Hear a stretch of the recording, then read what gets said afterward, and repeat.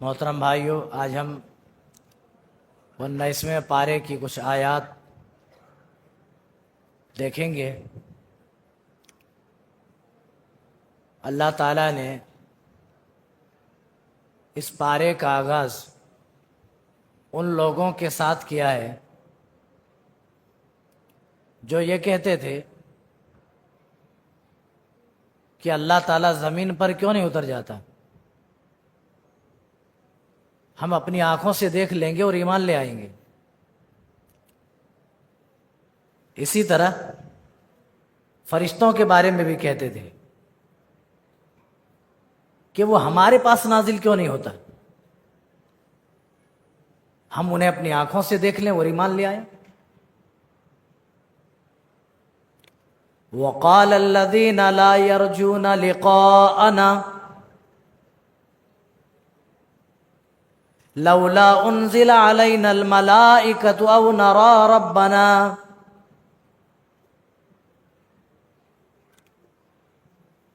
وہ لوگ کہہ رہے ہیں لا یرجون لقاءنا، جنہیں ہم سے ملاقات کی کوئی امید نہیں ہے، جو اللہ سے ملنے کی توقع نہیں رکھتے، جو اپنے رب سے ملاقات کی خواہش نہیں رکھتے، اس پر ایمان و ایقان نہیں رکھتے۔ لولا انزل علینا الملائکۃ او نرى ربنا، وہ کہتے ہیں کہ ہمارے اوپر فرشتے کیوں نہیں نازل ہوتے کہ ہم اپنی آنکھوں سے دیکھ لیں، او نرى ربنا، اور ہم اپنے رب کو دیکھ لیں، کیا ہم اپنے اللہ کو دیکھ لیں تو ہم ایمان لے آئیں۔ یعنی وہ کہہ رہے ہیں کہ اللہ نازل ہو جائے، فرشتے نازل ہو جائیں، ہم اپنی آنکھوں سے دیکھ لیں، ایمان لے آئیں، اور کیا۔ لَقَدِ اسْتَكْبَرُوا فِي أَنفُسِهِمْ وَعَتَوْا عُتُوًّا كَبِيرًا، یہ وہ لوگ ہیں جو اندر ہی اندر سرکشی میں مبتلا ہیں، فخر و تکبر اور اہنکار میں مبتلا ہیں۔ بہت سارے لوگ اندر ہی اندر اہنکار میں مبتلا ہوتے ہیں، جس کی اہنکاری کبھی کبھار بغض، عداوت، کینہ، کپٹ اور دشمنی کی شکل میں سامنے آ جاتی ہے۔ اللہ وہی بیان کر رہا ہے، یہ وہ لوگ ہیں جن کی بغض، عداوت ان کی باتوں سے، ان کے کرموں سے واضح ہے۔ فی انفسہم وعتوا عتوا کبیرا، اور یہ اپنے نفسوں پر خود کو بڑا تصور کر رہے ہیں، اور یہ سرکشی کے شکار ہو گئے، یہ سرکشی پر مبتلا ہو گئے۔ اللہ کہہ رہا ہے یوم یرون الملائکہ، آج یہ فرشتوں کو دیکھنے کی تمنا اور آرزو کر رہے ہیں، لیکن جس دن یہ فرشتوں کو دیکھ لیں گے ان کی ہوا ٹائٹ ہو جائے گی۔ یوم یرون الملائکۃ لا بشری یومئذ للمجرمین ویقولون حجرا مہجورا، جس دن اپنی آنکھوں سے یہ فرشتوں کو دیکھ لیں گے، وہ کہیں گے، اپنی آنکھوں سے دیکھیں گے، اللہ کہہ رہا لا بشری لہم اليوم یومئذ للمجرمین، اس دن مجرموں کے لیے کوئی خوشی نہ ہوگی۔ جب اپنی آنکھوں سے یہ لوگ فرشتوں کو دیکھیں گے تو کسی طرح بھی یہ خوش ہونے کو تیار نہیں ہوں گے، اور آج یہ آرزویں کر رہے ہیں، تمنا کر رہے ہیں کہ ہم فرشتوں کو دیکھ لیں، ہمارے اوپر فرشتوں کو اللہ تعالیٰ نازل کیوں نہیں کر دیتا۔ اللہ تعالیٰ کہہ رہا ہے وَقَدِمْنَا إِلَى مَا عَمِلُوا مِنْ عَمَلٍ فَجَعَلْنَاهُ هَبَاءً مَنْثُورًا، اور یہ وہ لوگ ہیں جن کے اعمال کو ہم ذرات بنا کر کے اڑا دیں گے۔ ذرات سمجھتے ہیں؟ پرانے زمانے میں جب کھپریل گھر ہوا کرتے تھے، کچے مکانات ہوتے تھے، تو کہیں سوراخ تھوڑا سا رہ جاتا تھا جس کے اندر سے سورج کی روشنی آتی تھی۔ پورے گھر کے اندر اندھیرا ہے اور اوپر سے ایک سوراخ سے روشنی آ رہی ہے، اس روشنی کے اندر چھوٹے چھوٹے ذرات اڑتے ہوئے نظر آتے تھے، وہی ذرات ہیں۔ اللہ تعالیٰ کہہ رہا ہے وَقَدِمْنَا إِلَى مَا عَمِلُوا مِنْ عَمَلٍ فَجَعَلْنَاهُ هَبَاءً مَنْثُورًا، ہم ان کے اعمال کو ان کے کبر، ان کے گھمنڈ اور ان کے اہنکار کی وجہ سے ہم چکنا چور کر دیں گے، ذرات بنا کر کے ہم اڑا دیں گے۔ اتو عتوا کبیرہ، ان کے اندر اکڑ ہے، وہ سب سے اپنے آپ کو بڑا سمجھ رہے ہیں، اور اسی بنا پر وہ سرکشی کے شکار ہوئے۔ اللہ کہہ رہا ہے ان کے اعمال کی ہمارے یہاں کوئی قدر و قیمت نہیں ہے، ہم ذرات بنا کر کے اڑا دیں گے۔ پتہ یہ چلا ان کے اعمال اللہ کے ہاں قابل قبول ہوں گے جن کے پاس صحیح سالم ایمان ہوگا، جن کے پاس صحیح معنوں میں خالص ایمان ہوگا، جنہوں نے اپنے ایمان کے ساتھ کسی طرح سے بھی ظلم کو شامل نہ کیا ہوگا، شرک کی ملاوٹ جن کے ایمان کے اندر نہیں ہوگا، وہی لوگ اس دن ہم امن پائیں گے، اور وہی لوگ قیامت کے دن ہدایت یاب ہوں گے۔ اب اس کے بعد اللہ تعالیٰ ان لوگوں کا حال بیان کر رہا ہے جنہوں نے رسول کے طریقے کو چھوڑ کر اپنے بڑوں کا طریقہ اختیار کیا۔ اللہ نے جس رسول کو بڑا بنایا اس کو بڑا ماننے کے بجائے انہوں نے خود کے لیے ایک اپنا الگ بڑا بنا لیا۔ اللہ فرما رہا ہے اس دن ان لوگوں کی حالت ایسی ہوگی، یوم یعض الظالم علی یدیہ، اس دن ایسا ظالم اپنا ہاتھ چبائے گا اور کہے گا، یقول یا لیتنی اتخذت مع الرسول سبیلا، اے کاش کہ ہم نے رسول کا طریقہ نہ چھوڑا ہوتا، اے کاش ہم نے رسول کا راستہ نہ چھوڑا ہوتا، اے کاش ہم نے رسول کی پیروی نہ چھوڑی ہوتی۔ وہ اپنا ہاتھ چبا چبا کر کے کہے گا، یوم یعض الظالم علی یدیہ یقول یا لیتنی اتخذت مع الرسول سبیلا، اے کاش ہم نے رسول کا طریقہ نہ چھوڑا ہوتا، اے کاش ہم نے رسول کے طریقے سے بغاوت نہ کی ہوتی۔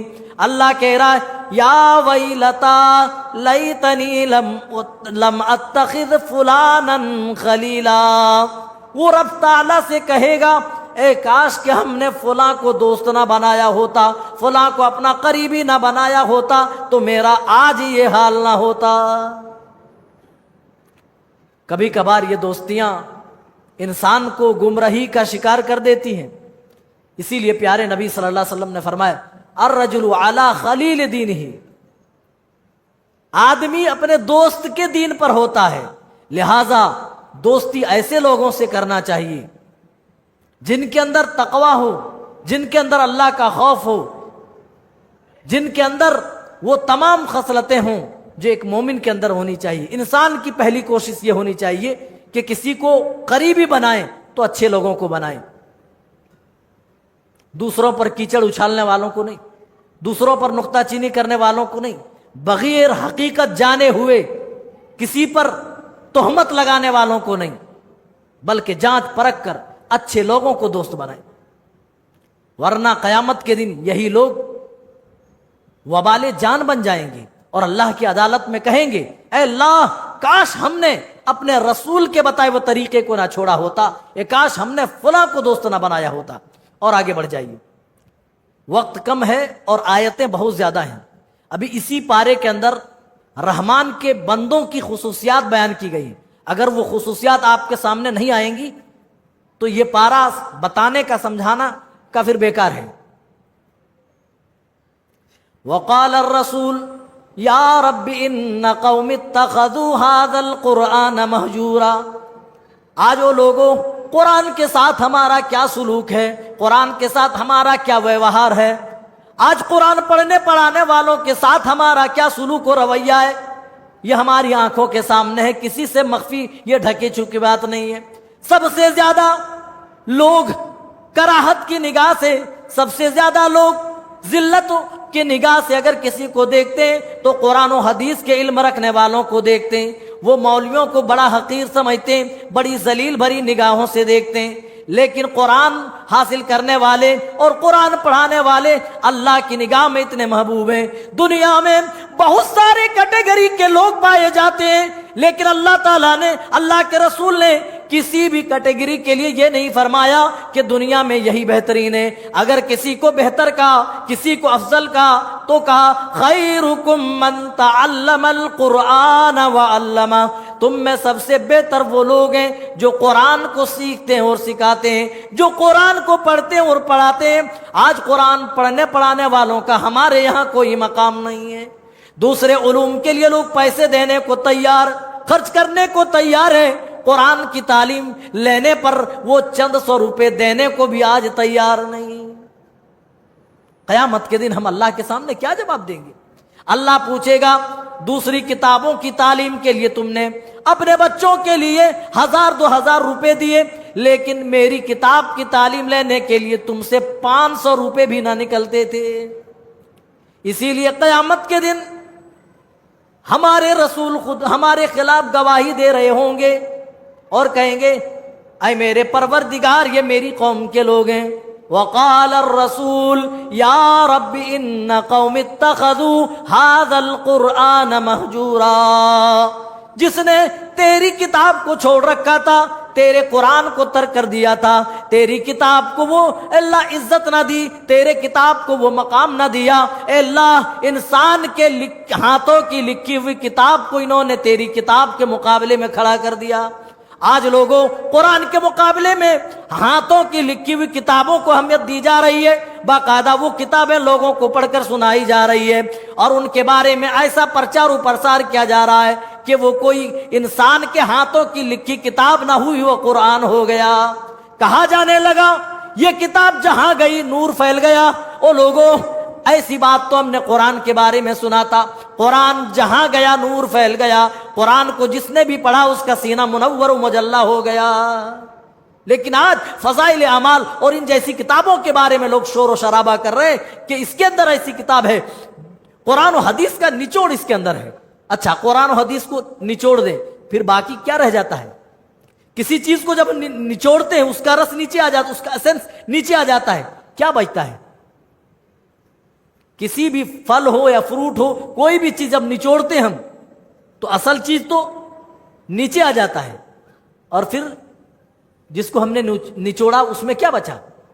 اس کو تو پھینک دیا جاتا ہے۔ اللہ اکبر۔ تو یہ کہا جاتا ہے اور قرآن کے سامنے پیش کیا جاتا ہے۔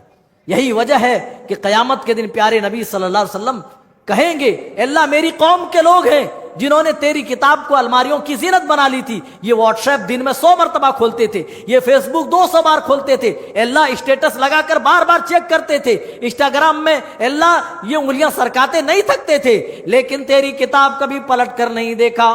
اے اللہ تیری کتاب نہیں کھولی، اے اللہ خود بھی تیری کتاب کی تعلیم نہیں لی، اے اللہ اپنے بچوں کو بھی تیری کتاب کی تعلیم نہ دی، اے اللہ تیرا پیغام تیرا میسج ان بندوں نے سمجھنے کی کوشش نہیں کی۔ رسول صلی اللہ علیہ وسلم اس دن ہمارے خلاف گواہی دے رہے ہوں گے، ہماری شکایت کر رہے ہوں گے، اے اللہ میری قوم کے یہ لوگ ہیں جنہوں نے تیری کتاب اس قرآن کو چھوڑ رکھا تھا، طاقوں کی زینت الماریوں کی زینت بنا رکھا تھا۔ لوگوں ہوش کے ناخن لو، عبرت پکڑنے کا مقام ہے، عبرت حاصل کرنے کی یہ جگہ ہے۔ اگر مسجد میں رہتے ہوئے قرآن سنتے ہوئے اگر ہم عبرت حاصل نہ کریں تو میرے بھائیوں کوئی اور اس سے بہتر جگہ ہمیں نہیں مل سکتی ہے جہاں ہم عبرت پکڑ سکتے ہیں، نصیحتیں حاصل کر سکتے ہیں۔ یہ نصیحت حاصل کرنے کی جگہ ہے، یہ عبرت پکڑنے کی جگہ ہے۔ یہاں آؤ تو سکون و وقار کے ساتھ آؤ، سنجیدگی کے ساتھ آؤ، کینہ کپٹ بغض عداوت نکال کر کے آؤ، سب کے ساتھ قدم سے قدم ملا کر کے کھڑے ہو۔ یہ رب کی تعلیم ہے، رسول اللہ کی تعلیم ہے، اور یہ اسلام کی تعلیمات میں سے ہے۔ تم ساہوکار ہو اپنے گھر میں، تم چودھری ہو اپنے گھر میں، تم بڑے ہو اپنے گھر میں، لیکن جب رب کی مسجد میں آؤ تو اپنی چودراہٹ اپنے گھر میں رکھ کے آؤ، اپنی امیری اپنے گھر میں رکھ کے آؤ، اپنی مملکت و سلطنت کا دھونس اپنے گھر میں رکھ کے آؤ۔ جب یہاں آؤ تو سب ایک ساتھ قدم سے قدم ملا کر کھڑے ہو جاؤ۔ یہ اسلام کی سب سے بڑی خوبصورت ہے۔ ایک ہی صف میں کھڑے ہو گئے محمود و ایاز، نہ کوئی بندہ رہا نہ کوئی بندہ نواز۔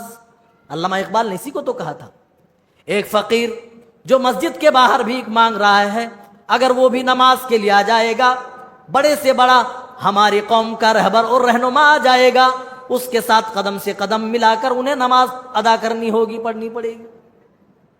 اے اللہ میری قوم کے یہ لوگ ہیں جو اپنی چودراہٹ پر اور اپنے بل بوتے پر انہوں نے تیری کتاب کو طاقوں کی زینت، الماریوں کی زینت بنا لی تھی۔ اور آگے بڑھیے، اب اللہ تعالیٰ یہاں سے عباد الرحمن کی صفات بتا رہا ہے۔ رحمان کے بندوں کی کچھ خصوصیات ہیں، ان خصوصیات کو اللہ تعالیٰ گنا رہا ہے۔ وَعِبَادُ الرَّحْمَنِ الَّذِينَ يَمْشُونَ عَلَى الْأَرْضِ هَوْنًا، اور رحمان کے بندے تو ایسے ہیں، یمشون علی الارض، جب زمین پر چلتے ہیں تو ہونا، وہ آہستگی کے ساتھ چلتے ہیں، وہ نرم چال چلتے ہیں، پیر مار مار کر تکبر کے ساتھ اتراتے ہوئے نہیں چلتے، ان کی چال میں آہستگی ہوتی ہے، ان کی چال میں نرمی ہوتی ہے، ان کے اندر کسی طرح کا اہنکار نہیں ہوتا ہے، وہ تکبر میں مبتلا نہیں ہوتے، بلکہ جب بھی وہ چال چلتے ہیں ان کی چال کے اندر نرمی ہوتی ہے، آہستگی ہوتی ہے۔ وَإِذَا خَاطَبَهُمُ الْجَاهِلُونَ قَالُوا سَلَامًا، اور جب کسی جاہل سے ان کا سامنا ہو جاتا ہے تو یہ سلام کر کے نکل جاتے ہیں۔ کہتے ہیں پتھر پگھل جائے لیکن جاہل نہ سمجھے، بھینس کے آگے جس طرح بینگ بجانے سے کہا جاتا ہے نا کہاوت میں، بھینس کو کوئی چیز سمجھ نہیں آتی، اسی طریقے سے جاہل کے سامنے آپ لاکھ دلیلیں دیں، لاکھ اچھی باتیں کریں، لاکھ پروف آپ دیں، ان کی جہالت کبھی ختم ہونے والی نہیں۔ اور میرے بھائیوں یاد رکھیے، جاہل اس کو نہیں کہتے ہیں جنہیں پڑھنا لکھنا نہ آتا ہو، وہ تو امی ہیں۔ جاہل وہ لوگ ہیں جو پڑھ لکھ کر کے جہالت کی بات کرے، پڑھے لکھے ہیں لیکن ان کے اندر غیرت نام کی کوئی چیز نہیں ہے، ان کے اندر شرم و حیا نام کی کوئی چیز نہیں ہے، ان کے اندر ایمانیات کی کوئی چیز نہیں ہے، تو وہ جاہل ہوتا ہے۔ معاف کیجئے گا، جو پڑھے لکھے نہیں ہیں ان کو آپ امی کہہ سکتے ہیں، جاہل نہیں کہہ سکتے۔ جاہل جن کے اندر جہالت والا عمل ہو ان کو ہم جاہل کہتے ہیں۔ آج یہ لے کر کے جائیے، اپنے ذہن و دماغ کو خوب اچھی طرح صاف کر لیجیے۔ جنہیں پڑھنا لکھنا نہیں آتا ان کو جاہل نہیں کہتے۔ ہمارے نبی کو پڑھنا لکھنا نہیں آتا تھا، اللہ نے کیا کہا؟ امی کہا، امی۔ اور جاہل کن کو کہا؟ جو ایمان سے ناشنا تھے، جو اللہ کی تعلیمات سے ناشنا تھے، ان کو اللہ نے جاہل کہا۔ جنہوں نے شرک کو اپنا معیار بنا لیا، جس نے شرک کو اپنا سب کچھ بنا لیا، اس کو اللہ تعالیٰ نے جاہل کہا۔ تو پتہ یہ چلا جن کے اندر تہذیب نام کی کوئی چیز نہ ہو، جن کے اندر جو گناہوں میں ڈوبے ہوں، وہ جاہل ہے، نہ کہ وہ جاہل جنہیں پڑھنا لکھنا نہیں آتا۔ تو کہا جب ایسے لوگوں سے سامنا ہو جاتا ہے، وَإِذَا خَاطَبَهُمُ الْجَاهِلُونَ قَالُوا سَلَامًا، تو یہ سلام کر کے نکل جاتے ہیں، ان سے بحث نہیں کرتے، مباحثہ نہیں کرتے۔ پیارے نبی صلی اللہ علیہ وسلم اما عائشہ کے ساتھ ہیں، یہودیوں کی ایک جماعت آپ کے سامنے سے گزرتی ہے اور آپ کو تانا دیتے ہوئے، آپ پر جملے کستے ہوئے سلام کے ساتھ یہ گزر جاتے ہیں، السلام علیکم کے بجائے السلام علیکم کہہ کر یہ نکل جاتے ہیں۔ اے نبی، اے محمد، تیرے اوپر موت ہو۔ اما عائشہ وہیں پر موجود تھی، سن لیا۔ اما عائشہ نے جواب دیا، وعلیکم السلام واللعنت یا یہود، اے یہودیو تمہارے اوپر موت آئے اور اللہ کی لعنت و پھٹکار تمہارے اوپر ہو۔ تم میرے نبی پر لعنت بھیجتے ہو، لعنت تو تمہارے اوپر پڑے، میرے نبی پر موت کے جملے کستے ہو۔ اے یہودیو تم مر جاؤ، تم ہلاک و برباد ہو جاؤ۔ رسول اکرم صلی اللہ علیہ وسلم فرماتے، مہلن یا عائشہ، چھوڑ دو اے عائشہ، اتنے تیش میں آنے کی ضرورت نہیں ہے۔ وعلیکم، میں نے وعلیکم کہہ کر کے جواب دے دیا ہے۔ میرے بھائیو، کچھ شریر قسم کے ایسے لوگ ہر معاشرے میں پائے جاتے ہیں جہاں باتیں تو اچھی کریں گے لیکن ان کا مقصد ہوتا ہے لوگوں کی برائیاں اچھالنا۔ اللہ وہی کہہ رہا ہے، ایسے لوگ جب نبی اکرم صلی اللہ علیہ وسلم کے ساتھ گزرے تو پیارے نبی صلی اللہ علیہ وسلم پر انہوں نے جملہ کستے ہوئے فرمایا السلام علیکم۔ کیا سلام کرنا مقصد تھا؟ نہیں تھا، لیکن لوگوں کو دکھایا دیکھو ہم سلام کر رہے ہیں، بلکہ سلام کے بجائے لعنت وہ بھیج رہا تھا۔ پیارے نبی صلی اللہ علیہ وسلم نے منع کر دیا کہ چھوڑ دو، کوئی بات نہیں، ہم انہیں جواب دے چکے ہیں، اے عائشہ تیش میں مت آؤ۔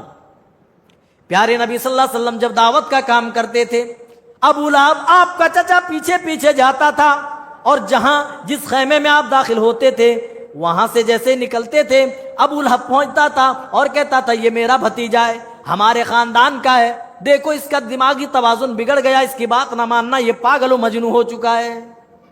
لیکن سیرت کی کتابیں گواہ ہیں، حدیث کی کتابیں کھول کر کے دیکھو، ساری کتابیں گواہی دیں گی، میرے نبی صلی اللہ علیہ وسلم نے کبھی پلٹ کر اپنے چچا کو جواب نہیں دیا، اپنے چچا کی جہالت کا جواب نہیں دیا۔ آپ اللہ کے بتائے ہوئے دین پر چلتے رہے، آپ کا چچا زندگی بھر آپ کی ٹانگ کھینچتا رہا، میرے نبی نے اپنے چچا کو کبھی پلٹ کر جواب نہیں دیا۔ آج بھی ہم کہتے ہیں لوگوں سے، میرے بھائیوں، جب کتا کاٹ لے تو بدلے میں کتے کو واپس کاٹا نہیں جاتا ہے نا، تو کوئی آپ کو نقصان پہنچائے، آپ بھی ان کو نقصان پہنچائے، تو آپ میں اور ان میں فرق کیا ہے؟ آپ پر کوئی لعن و تان کرے، آپ بھی بدلے میں لعن و تان کریں، تو آپ میں اور ان میں فرق کیا ہے؟ کوئی آپ کو گالی گلوچ دے، کوئی آپ کی عیب جوئی کرے، آپ بھی بدلے میں ویسا کریں، تو ان میں اور آپ میں پھر فرق کیا رہ جائے گا؟ نبی نے فرق کر کے دکھایا، میرے نبی نے اپنے چچا کو کبھی پلٹ کر جواب نہیں دیا، کبھی پلٹ کر جواب نہیں دیا۔ قالوا سلاما، یہاں اللہ تعالیٰ وہی بیان کر رہا ہے، رحمان کے بندوں کی خاص صفت ہوتی ہے، جب ایسے لوگوں سے ٹکراؤ ہوتا ہے، جب سامنا ہوتا ہے، بحث و مباحثہ ہوتا ہے، تو ان سے بحث نہیں کرتے، سلاما، سلام کر کے نکل جاتے ہیں۔ اور پھر ان کی راتیں کیسے گزرتی ہیں؟ ہماری راتیں تو لہو و لعب میں گزرتی ہیں، رمضان جیسی راتیں ہم لہو و لعب میں برباد کر رہے ہیں۔ کوئی کیرم بورڈ کھیل رہا ہے، کوئی موبائل میں لوڈو کھیل رہا ہے، کوئی موبائل میں میچ دیکھ رہا ہے، کوئی فیس بک کی ریل سرکا رہا ہے، کوئی انسٹاگرام پر غلط ویڈیوز دیکھ رہا ہے۔ اس طرح ہماری راتیں بیت جاتی ہیں اور ختم ہو جاتی ہیں۔ لیکن رحمان کے جو خاص بندے ہوتے ہیں، اللہ تعالیٰ کہہ رہا ہے والذین یبیتون لربہم سجدا وقیاما، ان کی راتیں تو رب کے حضور سجدوں میں گزرتی ہیں، رب کے حضور نمازیں پڑھتے ہوئے، تہجد پڑھتے ہوئے گزرتی ہیں۔ او لوگوں، رمضان میں تو ہم جوش و جذبے کے ساتھ نمازیں پڑھ رہے ہیں، کہیں ایسا نہ ہو رمضان کے بعد ہم مسجدوں سے دور ہو جائیں۔ او لوگوں، پھر وہ ایمان کیا جو ایمان آپ کو مسجد نہ لا سکے؟ میرے بھائیو، وہ ایمان آپ کو جنت تک کیسے پہنچا سکتا ہے؟ میرے بھائیو، رمضان ختم ہونے کے بعد بھی اسی طرح مسجدوں سے جڑے رہو، اسی طرح نمازوں میں حاضری دو۔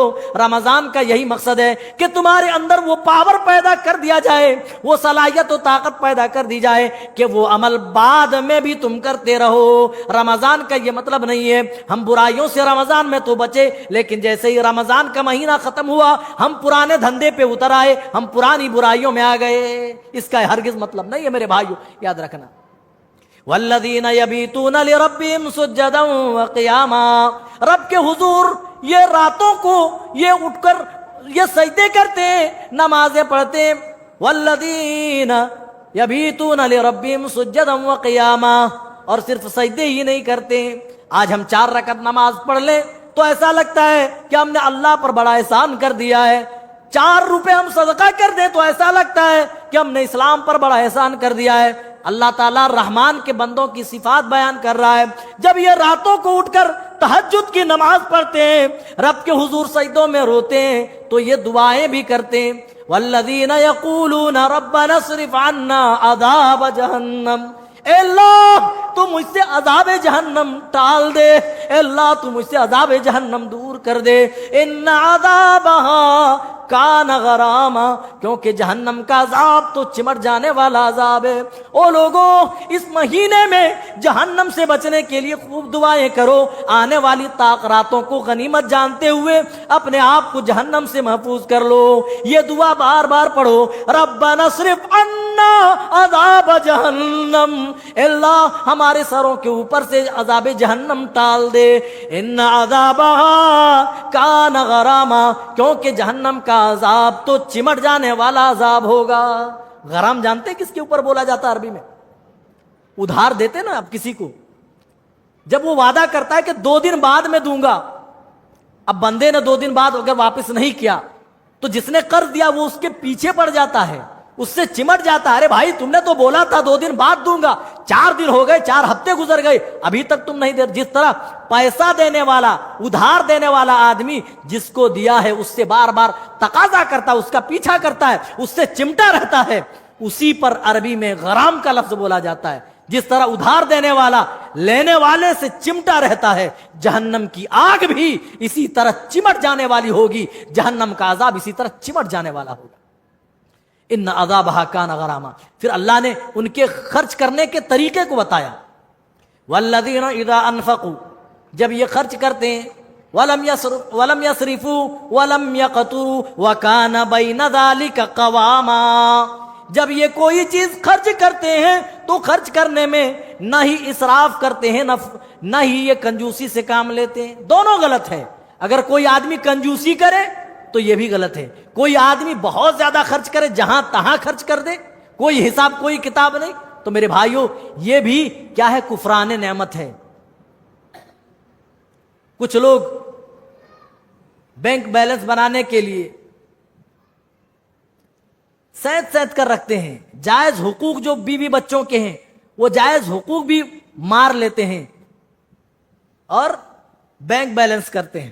اور کچھ لوگ فضول خرچی کرتے ہیں اور اتنا کرتے ہیں جہاں نہیں خرچ کرنا وہاں بھی خرچ کرتے ہیں. ناجائز خواہشات اپنے بچوں کی، اپنی بیویوں کی پوری کرتے ہیں.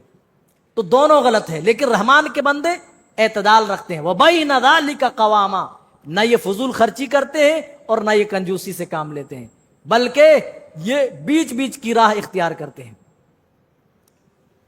پھر اللہ تعالیٰ بیان کر رہا ہے وَالَّذِينَ لَا يَدْعُونَ مَعَ اللَّهِ إِلَٰهًا آخر، اور یہ ایسے ہوتے جو اللہ کے ساتھ کسی دوسرے کو شریک نہیں کرتے، کسی دوسرے کو نہیں پکارتے. وَلَا يَقْتُلُونَ النَّفْسَ الَّتِي حَرَّمَ اللَّهُ إِلَّا بِالْحَقِّ، اور کسی نفس کا قتل جس کو اللہ نے حرام کر دیا ہے ناحق نہیں کرتے، ناحق کسی کا قتل نہیں کرتے. وَلَا يَزْنُونَ، یہ زناکاری بھی نہیں کرتے، غلط کاری بھی نہیں کرتے. اس کے بعد اللہ کہہ رہا وَمَن يَفْعَلْ ذَلِكَ، جو ایسا کرے گا یلقا اثاما، وہ اپنے اوپر خود بخود عذاب لائے گا، اپنے اوپر وبال لائے گا. یضاعف لہ العذاب یوم القیامہ، اور قیامت کے دن یہ دوہرے عذاب کے مستحق ہوں گے. ویخلد فیہ مہانا، اور جہنم میں ذلت کے ساتھ ہمیشہ پڑے رہیں گے، ذلیل ہو کر رسوا ہو کر جہنم میں ہمیشہ پڑے رہیں گے. میرے بھائیو، کل 12 صفات اللہ نے بتائے اور 12 صفات ذکر نہیں کر پائیں گے. اسی لیے اس طاق راتوں میں سے کوئی ایک رات منتخب کریں گے، خاص اس کا ہم ٹاپک لیں گے اور بتائیں گے کہ اللہ تعالیٰ نے کتنی صفات اپنے رحمان کے بندوں کے لیے اللہ نے گنائی اور وہ کون کون سی صفات ہیں. میں معذرت چاہتا ہوں، آگے بڑھتا ہوں ورنہ اسی میں پورا ٹائم چلا جائے گا. اس کے بعد اللہ تعالیٰ گنا رہا ہے، کہہ رہا ہے، اپنے نبی کا حال بیان کر رہا ہے. او لوگوں، آج ہم نے اس رسول کا طریقہ چھوڑ دیا، آج اس رسول کے طریقے سے ہم غافل ہیں جو رسول ہمارے لیے بے چین و بے قرار رہا کرتے تھے. پیارے نبی صلی اللہ علیہ وسلم اپنی امت کے لیے راتوں کو اٹھ کر رو رہے ہیں، آنسو بہا رہے ہیں، حتیٰ کہ اللہ تعالیٰ آسمانوں کے اوپر سے جبریل امین کو بھیج دے رہا ہے، اے جبرائیل جاؤ میرے محبوب سے پوچھو وہ کیوں رہ رہے ہیں، کیوں آنسو بہا رہے ہیں. اللہ کے رسول صلی اللہ علیہ وسلم فرماتے ہیں، اے جبرائیل میری امت کا کیا ہوگا، میری امت کی نیا اس دن کیسے پار لگے گی. اے جبرائیل میں اپنی امت کے بارے میں سوچ سوچ کر کے رو رہا ہوں، اور ہم امت کا یہ حال ہے کہ اس رسول کا طریقہ چھوڑ کر کے ہم غیروں کے طریقے پہ پڑے ہوئے. اللہ اکبر. جب آپ دعوت دیتے تھے اور کوئی مسلمان نہیں ہوتا تھا تو آپ بے چین و بے قرار ہو جایا کرتے تھے. اے اللہ یہ تو جہنم میں چلا جائے گا، اے اللہ میں تیری توحید بیان کر رہا ہوں لیکن یہ تیری توحید ماننے کو تیار نہیں. پیارے نبی اس قدر بے چین ہو جایا کرتے تھے، حالت یہ ہوتی تھی کہ آپ کا دم ٹوٹ جائے، آپ کی روح جسم سے نکل جائے. اللہ نے اسی حالت کو بیان کیا، اے نبی چھوڑ دیجئے ان کو ان کی حالت پر. اے اللہ کے نبی آپ کا کام بس پہنچا دینا ہے، ہدایت دینا تو میری ذمہ داری ہے، کس کو ہدایت دوں کس کو ہدایت سے محروم کر دوں یہ تو میرے اوپر ہے، آپ کا کام ہے پہنچا دینا.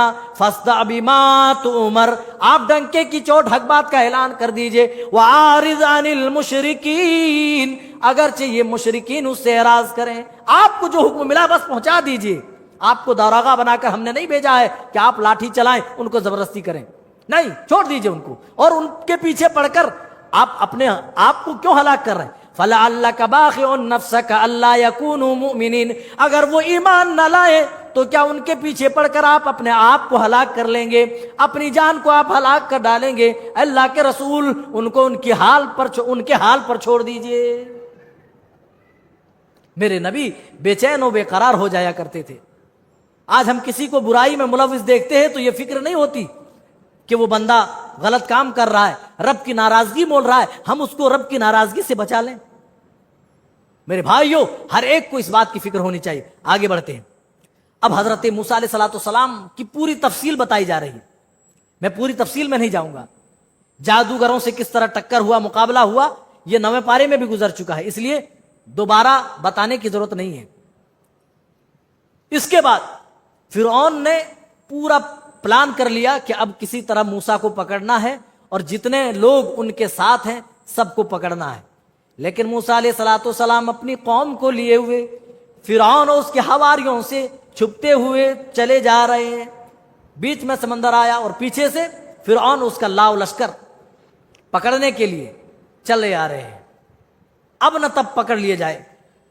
اور موسیٰ کی قوم کہتی ہے فَلَمَّا تَرَاءَ الْجَمْعَانِ قَالَ أَصْحَابُ موسیٰ، موسیٰ کے ساتھیوں نے کہا اِنَّا لَمُدْرَكُونَ، اے موسیٰ اب تو ہم پکڑ لیے جائیں گے۔ بڑے قریب آ گئے تھے وہ لوگ، اللہ اکبر۔ لیکن موسیٰ علیہ السلام کا دیکھیں بھروسہ اللہ پر، نبیوں کا توکل کیسے ہوتا ہے، اللہ اللہ۔ کہنے لگے کلا، ہرگز نہیں، ان معی ربی سیہدین، میرے ساتھ میرا رب ہے، یقیناً وہ میری رہنمائی کرے گا، ضرور مجھے سیدھے راستے کی طرف لے کر کے جائے گا، وہ مجھے گمراہ نہیں چھوڑے گا، وہ مجھے اس طرح یہاں نہیں چھوڑے گا، دشمنوں کے ہاتھ میں نہیں ڈالے گا، مجھ کو یہاں سے نکالے گا۔ ان معی ربی سیہدین، وہ میری رہبری کرے گا۔ اللہ کہہ رہا ہے، ابھی موسیٰ علیہ السلام اپنی قوم کو سمجھا ہی رہے تھے، فَأَوْحَيْنَا إِلَىٰ مُوسَىٰ، ہم نے موسیٰ کی طرف وحی کی۔ کس بات کی وحی کی؟ فرشتے کو بھیجا اور کہا یا موسیٰ ان اضرب بعصاک البحر فانفلق فکان کل فرق کالطود العظیم، اے موسیٰ اپنی لاٹھی سمندر پہ ماریے، بیچ میں سمندر ہے، تم سوچ رہے ہو کہاں جائیں، اللہ اپنے نبی موسیٰ پر وحی کر کے بتا رہا ہے اے موسیٰ یہ سمندر تمہارا کچھ نہیں بگاڑ سکتا ہے، وہ لاٹھی جو تمہارے ہاتھ میں ہے اس کو سمندر پہ مارو۔ حضرت موسیٰ نے لاٹھی ماری، قرآن کہہ رہا فانفلق فکان کل فرق کالطود العظیم، پانی بڑے بڑے مضبوط پہاڑوں کی شکل میں دونوں سائیڈ کھڑا ہو گیا، بیچ میں راستہ بن گیا۔ موسیٰ علیہ السلام اپنی قوم کو لیے ہوئے آگے نکل گئے اور فرعون اور اس کے حواری اسی راستے سے پکڑنے کے لیے چلے۔ موسیٰ اور اس کی قوم آگے نکل گئے اور فرعون اور اس کے لاؤ لشکر ابھی سمندر کے بیچوں بیچ ہے۔ اللہ تعالیٰ نے سمندر کو ملنے کا حکم دے دیا اور فرعون اور اس کے لاؤ لشکر کو سمندر میں ڈبو ڈبو کے مار دیا۔